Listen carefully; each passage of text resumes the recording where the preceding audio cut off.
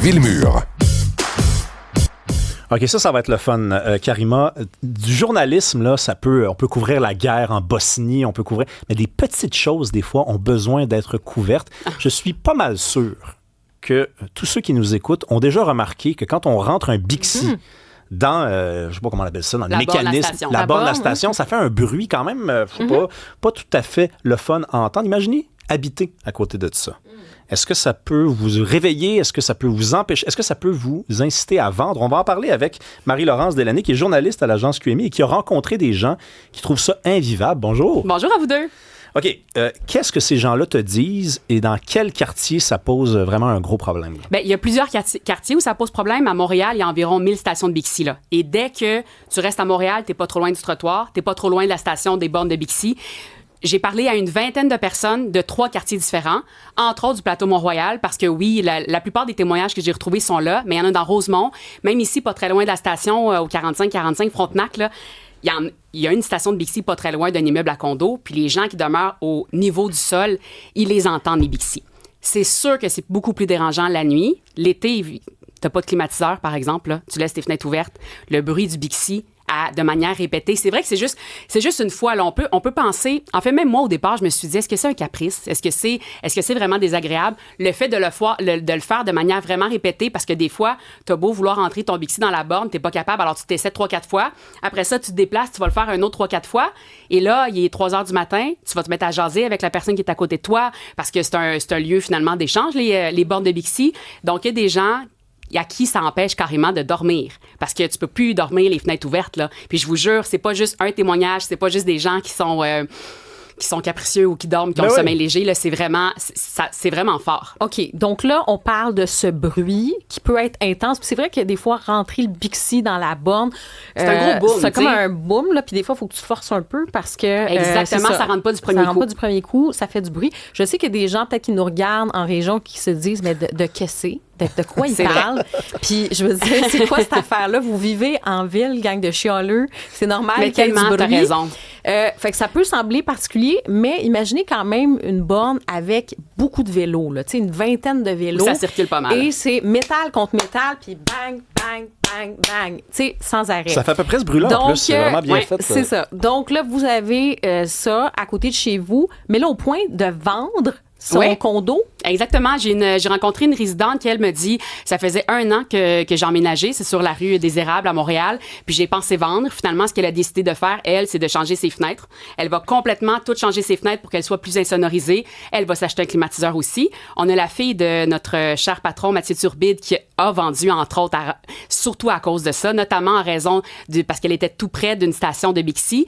Donc, c'est pas des blagues. Et j'ai mesuré le son. Parce que c'est vrai, encore une fois, tu dis, on est dans une métropole, là, on peut se calmer un peu, c'est normal qu'il y ait du bruit. Ça va si t'es vraiment à proximité d'une station, ça peut aller entre 70 et 80 décibels. Pour vous donner une comparaison, j'étais pas très loin d'un endroit où il y avait des travaux extérieurs avec un banc de scie, juste de l'autre côté du trottoir, et le niveau du son était semblable, de 70 à 80 décibels. Encore une fois, si ça arrive juste une fois, c'est sec, mais quand tu le fais plusieurs fois, parce que oui, des fois, tu vas te reprendre, là, ça peut vraiment, vraiment être tannant. Et je vous invite tout de suite à écouter d'ailleurs une de ces femmes qui, elle, a pensé déménager finalement. Elle dit, heureusement, c'est sûr que si je déménage à Montréal, je vais m'assurer que ma fenêtre donne pas sur la rue parce que c'est infernal autrement. On écoute donc Chloé à la Simone. Les gens s'en rendent pas compte, mais c'est hyper sonore. Enfin, j'ai acheté il y a pas très longtemps et puis 1 an après, je considérais déjà éventuellement à revendre à cause de ça parce que j'étais incapable de dormir. L'été, je peux pas ouvrir ma fenêtre de chambre le soir, la nuit. Et là, ça va me faire changer mes fenêtres probablement. C'est ce que je suis en train de faire actuellement. Je vais probablement installer une clim. C'est pas, c'est génial, mais pas dans ma cour. Je préfère que ce soit chez les autres. Non, la question et puis le point qu'on essayait d'avoir avec Bixi ou même l'arrondissement, la ville, c'était d'être entendu et de comprendre pourquoi avoir choisi ce spot-là. Si on nous dit Ça, c'est vraiment important. Je veux juste le dire aussi. Toutes les personnes à qui j'ai parlé qui se sont plaints, il y a des pétitions qui ont été lancées dans différents arrondissements pour changer les Bixi de place. C'est tous des utilisateurs de Bixi. C'est pas, moi, je prends ma voiture puis je veux rien savoir de Bixi. Non, non, non, au contraire. C'est tous des gens qui ont pratiquement pas de voiture. Mais ça, c'est essentiel comme point parce qu'effectivement, on se demande qui... tu sais, je me disais au début, moi, quand je lisais ton texte, est-ce que c'est des aînés? Est-ce que c'est des gens qui habitent dans des... Tu sais, il y a de plus en plus de stations dans des quartiers très cossus, là. Ouais. Outremont, Notre-Dame-de-Grâce, les gens, ils avaient pas signé pour pour ça là, quand ils ont acheté Tout à leur fait, maison. ça Mais prend non, des places de mais stationnement non. en plus. Tu nous dis ce sont des utilisateurs. Puis si les gens font ce bruit-là, c'est parce que ça leur est tous déjà arrivé. Moi, je le sais, là, je suis un utilisateur de Bixi. De ne pas le rentrer assez bien ou pas de le rentrer de la bonne manière. Ouais. Et là, il est coincé, puis ça continue de compter. Puis là, tu appelles Bixi, puis là, ils te font réaliser que la prochaine fois, il faut que tu le rentres bien. Fait que c'est pour ça que les gens claquent. Les gens sont pas mal intentionnés, là. Non, bien sûr. Non, puis les gens, je pense même pas qu'ils y pensent. Toutefois, par contre, j'ai parlé avec des utilisatrices de Bixi, donc des cyclistes, puis qui demeurent pas du tout à côté d'une station. Puis il y avait une jeune fille qui me l'a dit, une jeune fille de 17 ans. Elle dit, même moi, je suis à côté d'une terrasse, puis je me sens mal à l'aise quand je rentre le Bixi dans la borne parce qu'il y a des gens à côté. Puis c'est pas des gens nécessairement qui dorment. Donc même les gens qui demeurent pas à proximité de station trouvent ça vraiment dérangeant. Et la femme que vous venez d'entendre, elle en plus, la station pas loin de chez elle, elle est devenue permanente même l'hiver.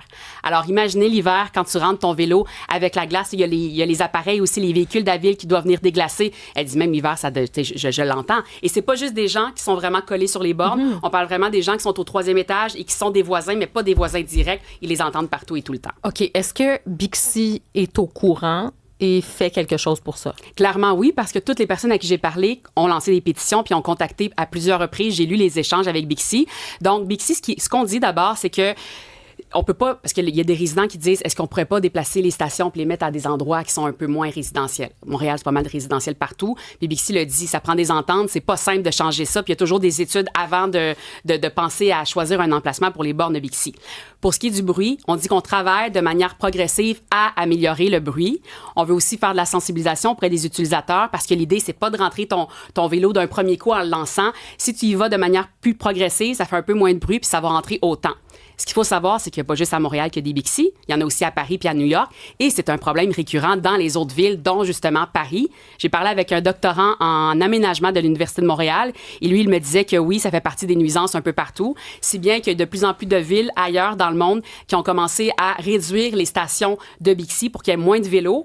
Puis pour déplacer les vélos sans avoir des stations, un peu comme les trottinettes électriques ou les communautos, c'est-à-dire qu'on pourrait juste déposer notre vélo dans la rue sans qu'il y ait une borne, justement pour minimiser le bruit. Mais tu sais, Marie-Laurence, là, ça me fait plaisir que tu sois là aujourd'hui parce que tu me donnes l'occasion de changer un peu la perspective. Les gens pensent que moi, là, je suis jamais embarqué sur un Bixi. Je suis l'un des plus grands utilisateurs de Bixi. Les gens pensent ça. Tu penses que les gens pensent ça? Bah, tu sais, il est un peu de droite. Il est un peu de droite. Non, mais vous deux, vous êtes des âmes charitables. T'es un sportif, là. Non, mais vous êtes des âmes charitables. Mais il y a peut-être des gens qui disent, oui, il travaille à Cube Radio, t'as un gars un peu de droite. Moi, je roule 600 à 700 km de vélo avec Bixi par année.